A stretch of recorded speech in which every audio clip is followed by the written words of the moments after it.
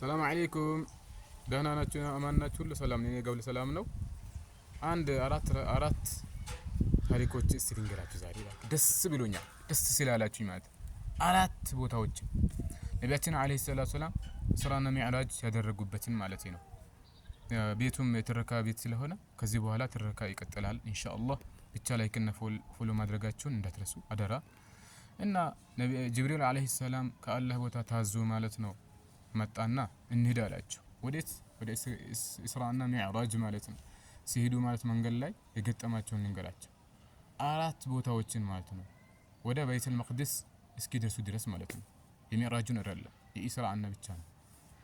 ከዛ ማለት ነው ያ በጣም ነብዩን ሚናፍቅ የነበረው ማለት ነው ቡራቅ ይዞ ከቻለ ጅብሪል አለይሂ ሰላም ከዛ በኋላ እንሂድ አላቸው። ከዛ የት?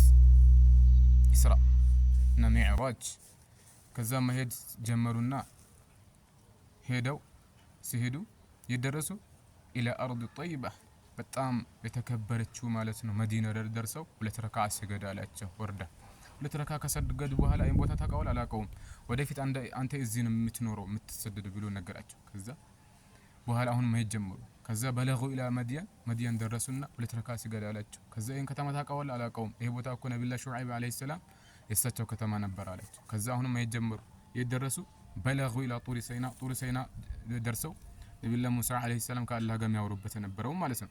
ሁለት ረካዓ ሰግደው ማለት ነው ነገራቸው የማን ቦታ እንደሆነ።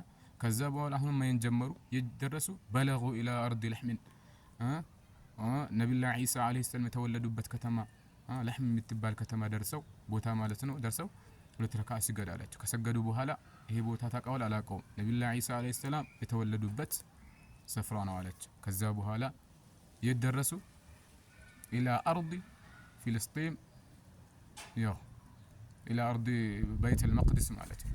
በይተል መቅደስ ሄደው እዛ ደርሰው ነቢያቶችን አጠቃላይ 124000 ነቢያቶችን ኢማም ሆነው ያሰገዱበት ማለት ነው። ስለዚህ ማለት ነው ፎሎና ላይክ አድርጉ። ጀዛኩሙላህ። በጣም ደስ ስላለኝ ነው ቦታ። ወደፊት ብዙ ታሪኮችን ወላሂ ነግራችኋለሁ። ብቻ ላይክ እና ፎሎ ካደረጋችሁ ማለት ነው። አላህ ለቀጣዩ ያብቃን። አሰላሙ አለይኩም ወራህመቱላሂ ወበረካቱ።